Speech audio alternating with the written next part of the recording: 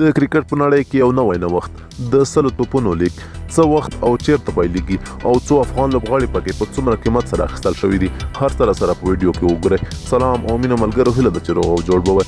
که چیرته تاسو زموږ چینل ته نوې راغلي یاست نو زموږ چینل خامخا در سره سبسکرایب کړئ. دغه په زړه پورې لوبې چې په 2020 کال کې به ترسره شي پرون د اکتوبر په 16 نیټه ورته د بلۍ مراسم وړاندې شول چې پکې ګڼ شمېر افغان لوبغاړي هم په لوړو قیمتونو سره واخیستل شول. له جملې څخه راشد خان په 1,25,000 پونډه، مجيب الرحمن هم په 1,25,000 پونډه، محمد نبی په 1,00,000 پونډه او همدارنګه قیس احمد په 70,000 پونډه اخیستل شوي دي چې دا د ټولو افغانانو او افغان کرکټ مینوالو لپاره یو د ویاړ او زیر ځای دی. په دغه لیګ کې به د پاکستان یو شمېر لوبغاړي هم ولوبېږي. همدارنګه پکې نړیوال ستوري لکه روسل، ډیوډ وارنر، آرون فینچ او همدارنګه میچل سټارک هم اخیستل شوي دي.